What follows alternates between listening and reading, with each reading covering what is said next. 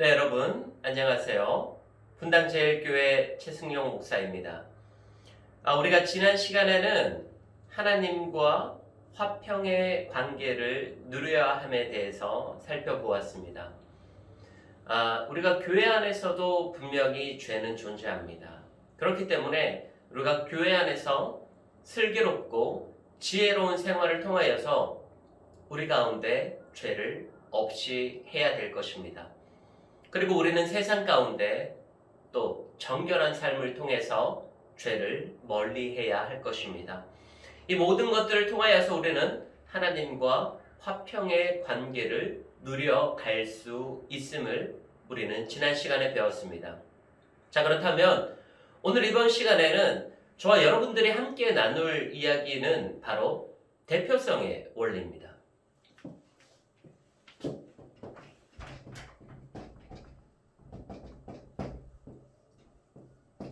대표성입니다. 대표성. 어제 우리 한일전 평가전이 있었습니다. 한 80년 만에 대패라고 합니다. 요코하마 대패. 3대 0으로 졌어요. 유독 한일전 축구 경기가 열리면 관중들이 많아요. 그리고 거기에 대한 시청률도 많아요. 그리고 그 경기 결과에 따라서 울기도 하고 좋아하기도 하고 환호성을 지르기도 하고 그렇다라는 것이죠. 자, 그렇다면 왜 우리들이 이렇게 한일전 축구 경기에 열광을 하게 되느냐? 바로 우리를 대표해서 축구 선수들이 경기를 뛰는 것이에요. 바로 우리를 대표해서.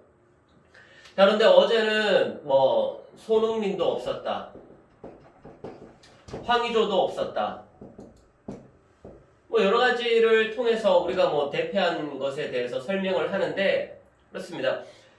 왜 우리가 이렇게 일본에게 축구 경기한 것을 슬퍼하느냐? 우리의 대표인 거예요. 그 축구 선수들은, 그 국가대표 선수들은 우리들의 대표인 거잖아요.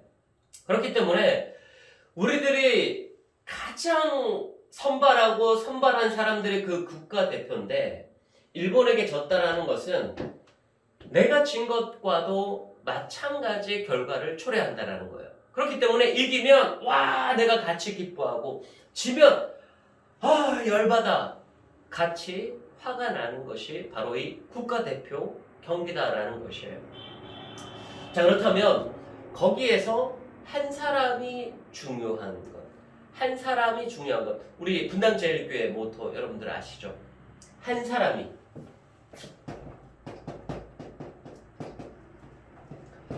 이 바로 한 사람이 뭐예요? 세상을 변화시킨다는 것이죠. 그러면 이 축구 경기에서도 한 사람이 정말 중요해요. 여러분 지금 어느 매스컴을 통해서라도 가장 이 몸값 상승 중인 대한민국 축구 선수가 바로 이 손흥민이 아닐까 생각이 됩니다. 이번 2021년도 이 손흥민의 몸값은 약 1,200억 원입니다. 이것이 한 1년 동안에 1,200억 원을 벌게 되는 것이죠. 그만큼 이 한 사람은 중요합니다. 왜 이렇게 손흥민의 몸값이 올라가느냐? 그 한 사람을 통해서 경기에 이길 수도 있고 경기에 질 수도 있습니다. 그만큼 이 한 사람의 골 결정력은, 그만큼 이 한 사람을 통하여서 넣는 골은 승리로 연결되는 것이죠. 그리고 곧 그 승리는 곧 나의 승리로 다가오기 때문에 이렇게 이 손흥민 선수를 1년에 1,200억 원이나 들여가면서까지 손흥민을 영입하려고 애를 쓴다라는 거예요. 그만큼 한 사람이 중요합니다. 유명한 여러 축구 선수 스타들이 있습니다. 손흥민뿐만 아니라 호날두 선수도 굉장히 유명하고요. 메시 선수도 유명하죠. 그리고 요즘 최고의 주가를 달리고 있는 음바페 선수도 유명합니다. 왜 여러 구단들이 그 선수들을 경쟁하면서 영입하려고 하는가? 그 경쟁이 붙으니까 몸값이 올라가는 거거든요. 그런데도 불구하고 이 선수를 영입하려고 하는 것은 이 선수 한 사람이 중요하다라는 거예요. 이 선수 한 사람 때문에 경기의 승패가 좌우된다는 것이죠. 여러분들 올림픽 경기 많이들 보셨을 겁니다. 그 올림픽 경기는 선발한 국가대표들이 출전하는 거예요. 그렇기 때문에 얼마 전에 박인비 선수가 골프에서 금메달을 획득을 했더라고요. 그러면 여성들 가운데 골프를 제일 잘 치는 사람은 박인비예요. 그 어느 누가 토를 달 수도 없어요. 그럼 그 박인비가 우리 대한민국을 대표해서 골프 선수로 나가는 것이죠. 피겨 스케이팅 하면 또 김연아 선수 아니겠습니까? 뭐 사격하면 진종호 선수. 여러 가지 선수들이 있습니다. 우리가 왜 그 선수들을 응원하는가? 그 선수들은 대한민국의 대표입니다. 김연아 선수보다 피겨 스케이팅을 잘하는 사람이 대한민국에 없는 거예요. 그만큼 김연아는 피겨 스케이팅을 대표하는 선수입니다. 그렇기 때문에 김연아 선수가 금메달을 따게 되면 우리 대한민국이 기뻐하고 그리고 바로 우리들이 기뻐하게 되는 겁니다. 그만큼 이 대표는 중요합니다. 그리고 그 대표를 통해서 미치는 영향력은 또 너무나도 대단합니다. 오늘 그 대표성의 원리에 대해서 여러분들과 한번 얘기를 나눠볼 텐데요. 축구 선수들뿐만 아니라 인류를 대표하는 두 명의 사람을 오늘 로마서 5장 가운데 12절 이하 설명을 하고 있습니다. 아담과 그리스도입니다. 이 아담과 그리스도를 이 사도 바울은 인류의 대표로 보고 있습니다. 그리고 이 아담을 통해서 뭐가 들어왔냐면 죄가 들어왔다라고 사도 바울은 설명을 해요. 그리고 이 죄가 들어옴을 통하여서 이 사망이 왕노릇하게 된 것이죠. 하지만 반대로 이 예수 그리스도를 통해서 은혜가 임하고 그리고 이 은혜는 생명으로 영생으로 곧 이어진다라는 것이죠. 하나의 큰 인류의 대표 아담을 통해서 죄가 들어오고 사망이 들어오게 되었지만 하나님의 그 구원의 계획 가운데서는 바로 예수 그리스도를 통해서 은혜가 임하고 다시 생명, 다시 영원한 생명을 얻을 수 있도록 우리 인간들의 구원 계획 가운데 설명을 해주고 있다는 것입니다. 자, 그렇다면 아담이 죄를 지었어요. 어떻게 해서 죄를 지은지 여러분들도 다 잘 아실 거예요. 이 에덴 동산 중간에 하나님께서 선악과 나무를 만들어 놓으셨습니다. 너무 사과나무 같지 않은데. 이 하나님께서 에덴 동산 중앙에 나무 한 그루를 선악과라고 지칭을 하면서 모든 에덴 동산의 모든 실과들은 내가 다 먹어도 되는데 이 선악과만은 내가 먹지 말아라. 이 선악과를 먹는 동시에 너는 반드시 죽을 것이다. 하나님께서 설명을 합니다. 그런데요, 어느 날 하와가 등장을 합니다. 이 하와가 등장을 하는데 여기에 뱀이 등장을 하게 되죠. 뱀과 하와가 이야기를 나누게 됩니다. 너희가 죽지 않을 것이다. 그러면서 하와가 먹게 돼요. 그리고 이 하와는 선악과를 먹음과 동시에 아담에게로 가게 되죠. 그리고 이 아담도 선악과를 먹게 됩니다. 이것을 통해서 오늘 모든 인류들 가운데 죄가 들어왔습니다. 자, 그럼 여기에서 첫 번째 질문이 있습니다. 왜 하나님께서 에덴 동산 가운데 선악과를 두셨나? 에덴 동산 가운데 이 선악과를 두지 않았다면 하와가 선악과를 먹을 일도 없었을 테고 아담이 선악과를 먹을 일도 없었을 테고 죄가 이 땅 가운데 들어올 일도 없었을 테고 우리는 영원한 생명을 얻는 그 하나님과 화평의 관계를 누려가는 그러한 삶을 살았을 텐데 왜 하나님께서 에덴 동산 가운데 이 선악과를 두셨나? 그것이 우리 가운데 첫 번째 질문입니다. 그렇다고 하나님 왜 두셨습니까? 왜 둬가지고 그런 질문들 우리가 해볼 수 있잖아요. 자, 하나님께서 아담에게 어떠한 말씀을 하시냐면 모든 이 지구상에 있는 모든 권한을 아담에게 주었어요. 심지어 동물들 이름을 부르면 그것이 곧 동물들의 이름이 되었어요. 그러니까 이 땅 가운데 있는 모든 것들은 아담의 마음대로 할 수 있어요. 자, 그런데 이 선악과를 본과 동시에 이 선악과를 바라본과 동시에 아담 가운데 어떠한 인식이 생기냐면 하나님.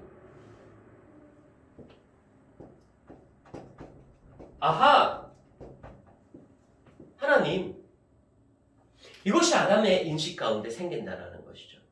왜냐하면 아담은 자기가 누릴 수 있는 걸 다 누릴 수 있는 하나님께서 모든 권한을 아담에게 주었어요. 그렇기 때문에 자칫 이 아담은 하나님의 존재를 잊어버릴 수도 있어요. 자기가 창조자가 되어질 수도 있는 것이죠. 그런데 이 선악과 나무를 본과 동시에 맞다. 하나님이 계시구나.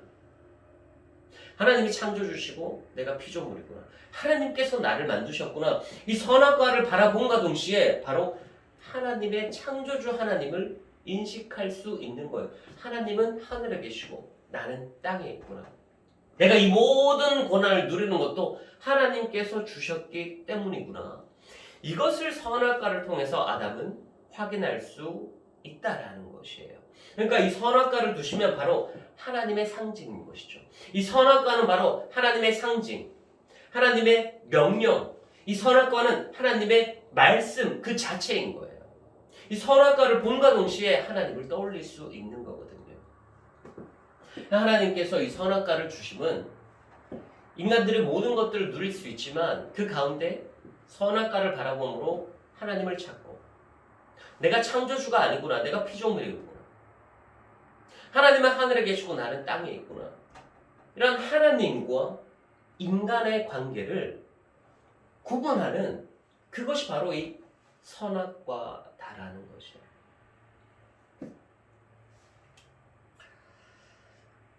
자, 그러면 이 하나님께서는 이 하나님의 존재를 선악과를 통해서 알리면서 하와가 혹은 아담이 이 선악과를 분명히 범할 줄 알았어요. 만들지 않았으면 좋겠는데 그럼에도 하나님께서 왜 만드셨느냐? 하나님께서 우리들 가운데 이 자유라는 것을 주셨어요. 자유. 이 자유라는 것은 너무나도 감사한 거예요. 하나님께서 우리 인간들 가운데 어떤 프로그래밍을 하거나 어떤 우리 인간들 가운데 이것은 절대 근접할 수 없는 곳에 그냥 두면 되는데 하나님 에덴 동산 중앙에 두셨어요. 그러면서 우리가 그 선악과를 바라봄을 통하여서 하나님을 인식하고 하나님을 인정하고 하나님의 말씀에 순복하는 그러한 삶을 살아가는데 우리가 선악과를 따먹을 수도 있고 따먹을 수도 있지 않을 그 자유를 우리들에게 주셨다는 거예요. 이 자유는 너무나도 감사한 거예요. 이 하나님께서 우리들 가운데 자유를 주셨다는 것이 너무나도 감사하죠. 우리가 이번에 특세 기간을 지내고 있습니다. 그러면서 담임 목사님께서 이렇게 권사님들 특세 참석하라고 말씀하세요. 그런데 그 가운데 특세를 오고 안 오고는 여러분들의 자유입니다. 이 자유란 것은 너무나도 우리들에게 감사한 것이죠. 그런데 하나님께서는 이 자유의지를 우리들 가운데 주시고 이 선악과를 통해서 우리들 가운데 무엇을 원하시느냐면 이 선악과 나무를 보면서 아담과 하와가 하나님께 경배드리길 원하는 거야. 그러니까 이 자유의지를 통해서 우리가 스스로 우리가 그 하나님에 대한 은혜에 감격하면서 그 구원을 감격하면서 우리에게 주신 이 자유의지를 통해서 우리가 스스로 하나님께 나와서 경배하길 원하시는 거예요. 그러니까 하나님은 우리의 자유를 통해서 우리의 마음에서 우러나와서 하나님께 드리는 그 예배를 받으시고 싶어 하신다라는 것이죠. 솔직히 여러분들 그런 약속들 하셨을 거예요. 장로님 피택 받을 때 공예배 생활 다 하겠습니다. 그런 약속들을 했잖아요. 그 공예배 가운데 여러분 주일 예배, 찬양 예배, 수요예배, 금요 예배, 새벽 예배 다 포함됩니다. 그러니까 흔히들 착각하는 것이 주일 예배만 나가면 되지. 아니에요. 임직 받을 때 이미 공예배를 하나님 앞에 드리기로 약속하셨어요. 근데 여러분들의 예배 생활을 한번 되돌아보시기 바랍니다. 여러분 이미 권사 임직 받을 때 공예배 다 하나님께 드리기로 약속하셨어요. 여러분이 이미 안수 집사님 임직 받을 때 다 약속하셨어요. 그리고 여러분들 1년에 한 번씩 서리 집사 임명받죠. 서리 집사의 본분이에요. 공예배는요. 근데 하나님께서 예배 한 번 안 나온다고 해서 특세 한 번 안 나온다고 해서 뭐 여러분들 막 멸하시거나 불덩이로 멸하시거나 그런 것이 아니잖아요. 하나님께서 오늘날도 여러분들에게 이 자유의지를 주셔서 하나님은 오늘도 여러분들을 기다리고 계신다라는 것이죠.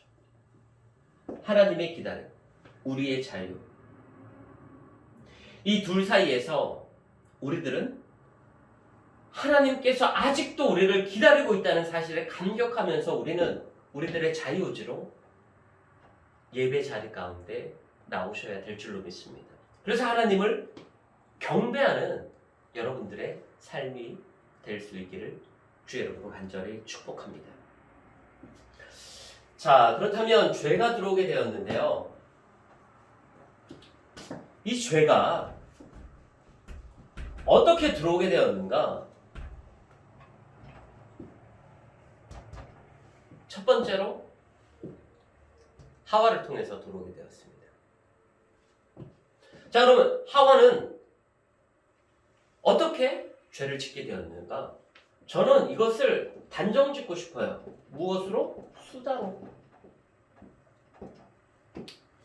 하와는 뱀과 그 수많은 수다 가운데서 죄를 범하게 된 거예요.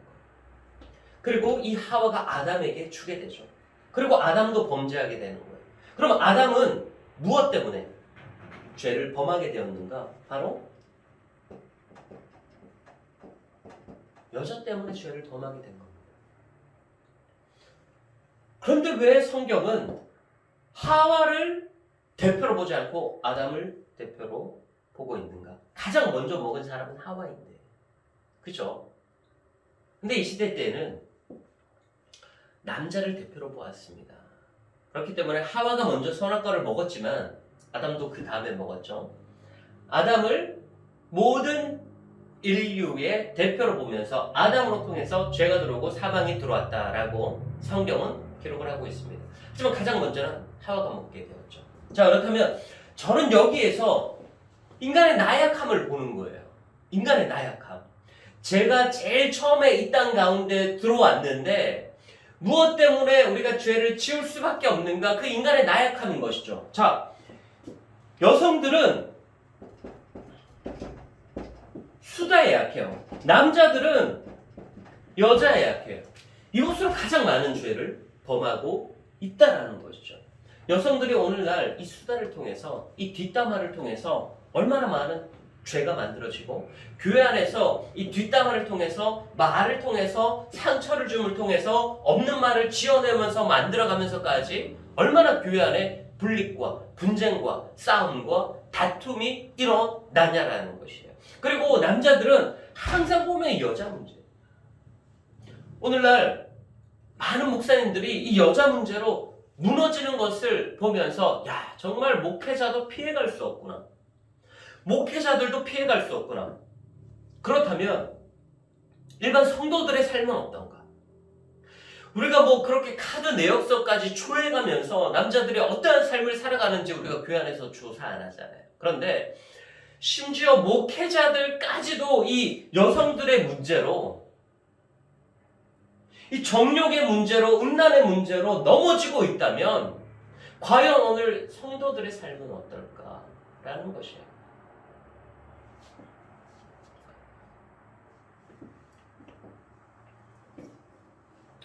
성경 가운데 예를 들어 볼까요? 여자 때문에 무너진 인물. 사사기에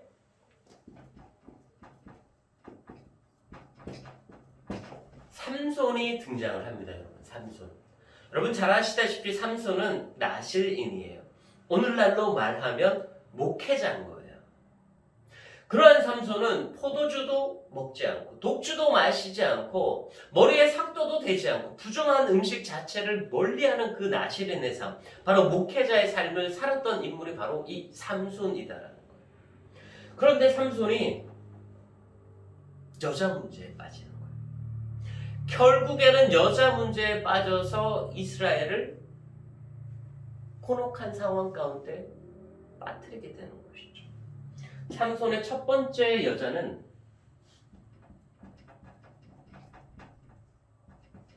딥나 여인이에요. 그리고 두 번째는 가사에 있는 기생이에요. 그리고 세 번째는 소렉 골짜기에 있는 들릴라예요. 삼손은 목회자임에도 불구하고 같은 이스라엘 안에서, 같은 이스라엘 민족 안에서 결혼을 했으면 하는 그 부모의 바람을 저버리고 블레셋으로, 기생으로, 그리고 정욕을 쫓아 이방 여인들과 관계를 맺었던 사람이 바로 이 삼손이다라는 것이. 우리 삼손에 대해서 막 성경 가운데 그런 것들을 보잖아요. 막 눈이 몰아가지고 장님이 됐는데 하나님 나에게 마지막 힘을 주세요 하면서 막 해가지고 막, 거기 있는 블레셋 막 나쁜 사람들을 물리치는. 그런데 이 삼손이요, 오늘날 목회자임에도 불구하고 이러한 여성들의 문제가 있었다라는 것이에요. 목회자였음에도 불구하고. 그렇기 때문에 남자들은 여성들을 조심해야 됩니다. 특별히 목회자들은 조심해야 됩니다. 특별히 교회 안에서 이런 음행의 문제가 나오지 않도록 우리는 조심해야 됩니다. 자, 두 번째는 다윗이에요. 다윗.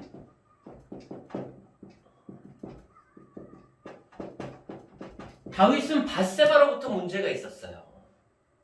오늘날 왕임에도 불구하고 많은 여인들을 취했음에도 불구하고 다윗은 거기에 만족하지 못한 거예요. 왕이 수많은 후궁들을 거느렸음에도 불구하고 그 정욕을, 그 음란을 주체하지 못한 거예요. 오늘 자신의 부하의 아내까지 범하게 되는 다윗의 모습을 볼 수 있습니다. 그런데 여러분, 이 다윗이 밧세바를 발견한 때가 언제였냐면은, 이 밧세바가 여성들의 생리가 끊어지고 난 후 이제 부정이 끝나고 목욕 재개를 하고 다시 이스라엘 백성들 공동체 안으로 들어올 수 있게 돼요. 그럼 오늘날 밧세바가 목욕을 했던 장면은 무엇이냐면은, 이제 막 여성의 생리가 끊어진, 부정이 끝나는 날 다시 이스라엘 공동체 안으로 들어올 수 있었던 날. 그런데 여러분 이상하지 않아요? 다윗과 밧세바의 관계를 통해서 임신을 하게 됩니다. 여기에서 저는 무엇을 발견하냐면은 이 다윗의 쾌락을 발견하는 거예요. 목회자도 그렇고 왕도 그렇고 이 여자 문제에 있어서 다 드러난다라는 거예요. 성경 가운데 우리가 그렇게 훌륭한 인물이다라고 이야기하는 이 주인공들조차도 이 여자 문제가 다 드러난다라는 거예요. 다윗 왕이 밧세바를 오라고 합니다. 그리고 잠자리를 가져요. 여러분 어느 정도 성인이라면 다들 아시죠? 여성의 생리가 끊어진 그날 성관계를 하게 되면 아무런 일이 일어나지 않습니다. 남녀간이 함께한 자취들 증거로 드러나지 않아요.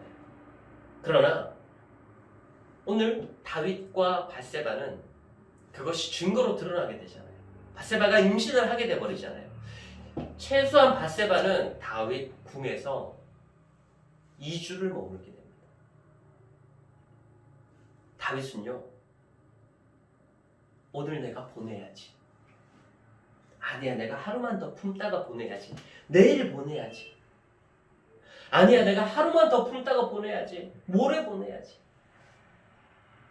이것이요, 결국에는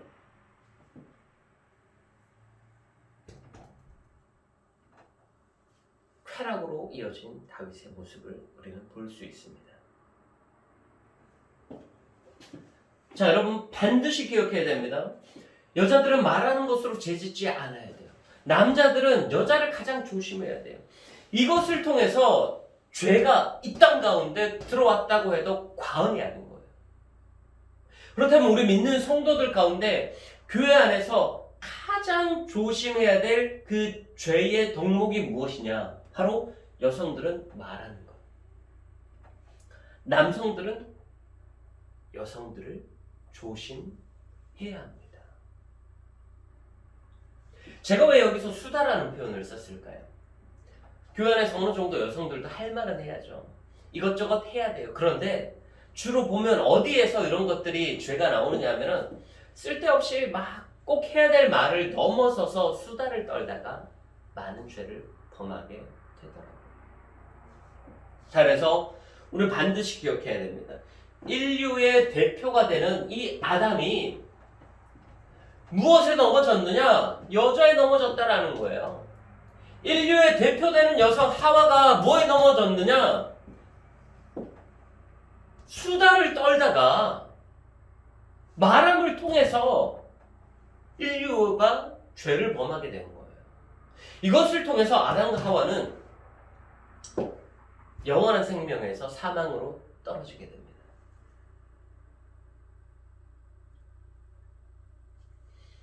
교회 안에서 말하면 돼요. 교회 안에서 수다는 웬만하면 안 하는 것이 좋습니다. 말함을 넘어서서 수다는요, 그 사람들을 험담할 수 있고 이것이 잘못됐다, 저것이 잘못됐다, 불평, 불만들이 나오는 것이 바로 이 수다예요. 남자들은 여성을 통해서 교회 안에서 죄짓지 않도록 우리는 노력해야 할 것입니다. 나는 여자로 인해서 죄를 범하지 않을 거야. 난 자신 있어. 그거 거짓말이에요. 왜요? 남자는 여자에 약하게 돼 있어요. 인류의 가장 완벽한 인간 아담조차도 넘어졌다라는 거. 혹은 여성들, 나는 말하는 걸로 교회 안에서 죄짓지 않아. 그 거짓말입니다. 모든 여성들은 수다를 사랑하게 되어 있어요. 수다를 사랑해요. 수다를 사랑해요. 그렇기 때문에 죄를 짓고 싶지 않아도 수다를 떨다 보면 내가 오늘 이렇게 많은 죄를 지었네.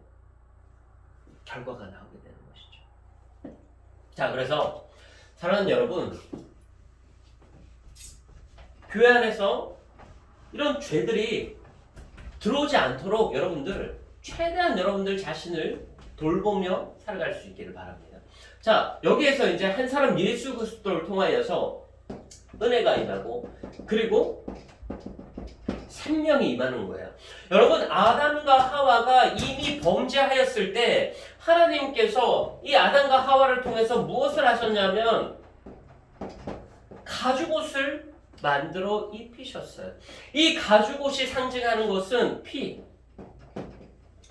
이미 하나님께서는 아담과 하와가 범죄하였을 그 시점에 자기 아들 독생성자 예수 그리스도를 이 땅 가운데 이미 보내주시려는 계획 가운데 있었다라는 거예요.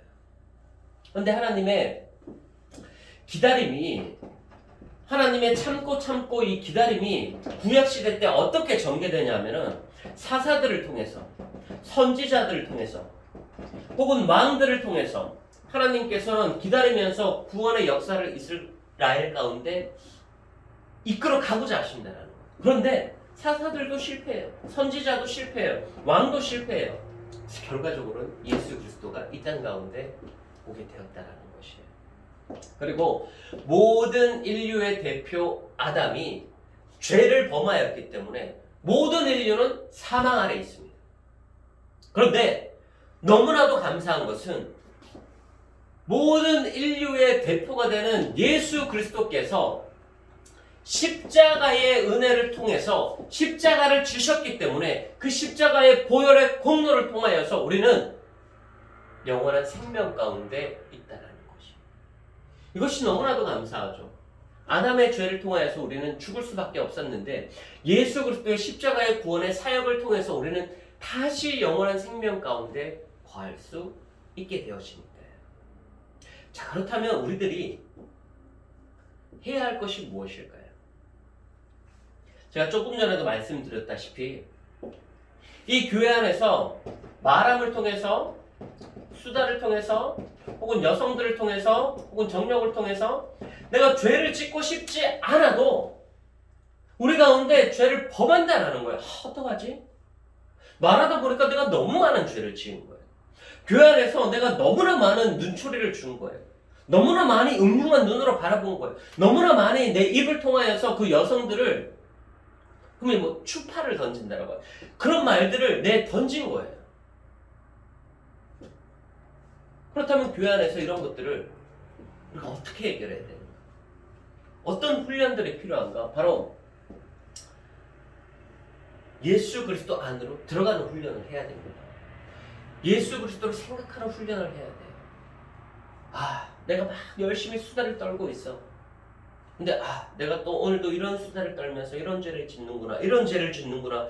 그 자리에서 예수 그리스도를 한번 생각해 보세요. 예수 그리스도의 십자가를 한번 생각해 보세요. 예수 그리스도의 가시를 한번 생각해 보세요. 나의 말 때문에, 나의 수다 때문에 예수님께서 십자가에 달리셨다라니까요. 남자들의 이 정욕 때문에, 남자들의 이 음란 때문에 예수님께서 십자가에 달리셨다라니까요. 그러한 것을 한번 묵상해 보세요. 나의 이 죄 때문에 예수님께서 십자가에 달리셨지. 나의 이 수다스러움 때문에 예수님께서 십자가에 달리셨지. 이것을 생각해야 됩니다. 그러면 여러분들의 교회 안에서 음란과 정욕을 통해서 죄를 10번 지을 거를 한 7번밖에 안 짓는다. 5번밖에 안 짓는다. 점점 줄어나가는 거예요. 날마다 예수님을 생각하고, 날마다 예수님의 십자가를 생각하고, 날마다 그 구원의 은혜를 생각하는 그러한 삶을 우리가 살아가야 된다는 거예요. 내가 오늘 또 말함을 통해서 이러한 죄들을 졌구나. 예수님을 생각하자. 십자가를 생각하자.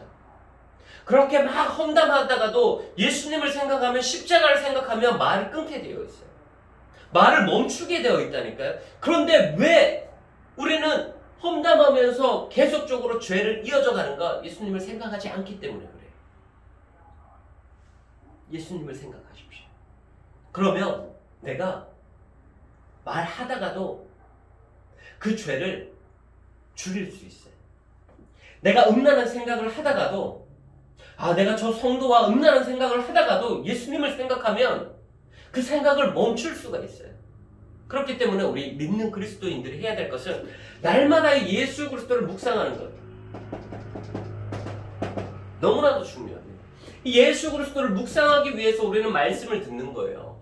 이 예수 그리스도를 묵상하기 위해서 우리는 예배 자리 가운데 나오는 거예요. 이 예수 그리스도를 묵상하기 위해서 우리가 찬양을 하고, 예수 그리스도를 묵상하기 위해서 우리가 뉴데이를 하고. 여러분, 뉴데이가 뭐지? 순간? 이렇게 하시는 분들 계신가요? 묵상집이잖아요. 우리 담임 목사님의 새벽 말씀을 통해서, 주일 말씀을 통해서 묵상집이잖아요. 그 묵상하면서 설교를 통해서 예수 그리스도를 날마다 우리 삶 가운데 묵상하는 훈련, 우리가 절대로 필요합니다. 그래서 우리가 아담 안에 있으면 이런 여러 가지 죄 가운데 거할 수밖에 없어요. 죄를 지을 수밖에 없는 존재예요, 우리들은. 그렇다고 예수 그리스도 안에 있으면 이러한 죄들 가운데서 영원히 이별할 수 있는가? 그게 아니에요. 줄여간다라는 것이죠. 줄여간다라는 것이죠. 하지만 우리가 예수 그리스도 안에 있으면 이 모든 것들이 은혜고, 이 모든 죄들 우리가 줄여갈 수 있고, 그럼을 통해서 우리는 영원한 생명 가운데로 나아갈 수 있다는 거예요. 사랑하는 여러분, 오늘 사도 바울은 대표에 대해서 말씀하고 있습니다. 아담의 범죄를 통해서 죄가 이 세상 가운데 들어오고, 인간은 영원히 죽을 수밖에 없는 존재 가운데 있었지만, 또 한 명의 대표 예수 그리스도를 통해서 은혜가 이 땅 가운데 오고, 예수 그리스도의 십자가의 구속의 은총이 이 땅 가운데 들어오고, 그것은 모든 인류들 가운데 퍼져서 사망이 아닌 생명이 왕노릇하게 되어진다라는 것이에요. 여러분, 우리가 전도해야 되는 것들도 바로 이러한 이유들 때문에, 예수 그리스도의 십자가의 은혜는 보편적인 은혜예요. 모든 사람에게 동일하게 임하는 은혜예요. 믿는 자든 믿지 않는 자든 마지막 날에 다 부활하게 되어 있어요. 그런데 믿지 않는 자들은 예수 그리스도를 모르기 때문에 마지막 날에 부활하여서 그 영원히 죽지 아니하는 그 영의 몸으로, 그 부활체의 몸으로 영원한 심판 가운데 있다. 영원한 심판 가운데 떨어진다라는 거예요. 그렇기 때문에 그것이 더 무섭지 않습니까, 여러분들? 그렇기 때문에 그 인생이 더 불쌍하지 않아요? 그래서 예수님께서는 우리들 가운데 전도하라는 거예요. 세상 끝날 때까지 전도하라는 거예요. 왜냐하면 그 독생성자 예수 그리스도를 내어줌까지 되었는데, 내가 그 믿지 않는 자, 그 한 사람까지도 내어줌이 되었는데, 한 사람이라도 실족하지 않고 한 사람이라도 더 구원하기 위해서 하나님은 오늘도 기다리면서, 오늘도 예수 그리스도의 복음이 증거되길 원하면서, 오늘도 사망 가운데 있다가 영원한 생명 가운데로 돌아오길 원하시는 것이 바로 하나님의 마음이다라는 것이에요. 오늘 이 마음이 저와 여러분들에게 전달되었으면 좋겠습니다. 여러분들 안에서 죄가 끊어지고, 죄가 줄어들고, 사망에서 생명으로 옮겨져서 여러분들의 입술을 통해서 화평의 열매가 선포되고, 여러분들의 입술을 통해서 예수 그리스도의 복음이 선포되어질 때 여러분들은 하나님의 자녀로서의 삶을 살아가고 있는 것입니다. 한 사람이 세상을 변화시킵니다. 예수 그리스도께서 세상을 변화시켰듯이 오늘 우리 분당제일교회는 바로 여러분들을 통해서, 이 로마서 강의를 듣고 있는 여러분들을 통해서 또 한 번 우리 교회가 바뀌길 원합니다. 나아가서는 여러분들의 지역이 바뀌고, 여러분들의 가정이 바뀌고, 우리 대한민국 전체가 바뀌어질 수 있는 놀라운 일들과 역사가 여러분들을 통해서 일어날 수 있기를 주의 이름으로 간절히 축복합니다. 한 주 동안 이런 말씀을 통해서, 한 주 동안 이 하나님의 사랑을 입은 자로서, 이 예수 그리스도의 구속의 은총을 입은 자로서, 이 영원한 생명 가운데 나를 허락하신 그 하나님의 사랑에 감사하면서 이번 한 주간도 승리하는 저와 여러분들이 될 수 있기를 주의 이름으로 축복합니다. 자, 그럼 다음 주에 뵙도록 하겠습니다. 감사합니다. 사랑합니다. 축복합니다.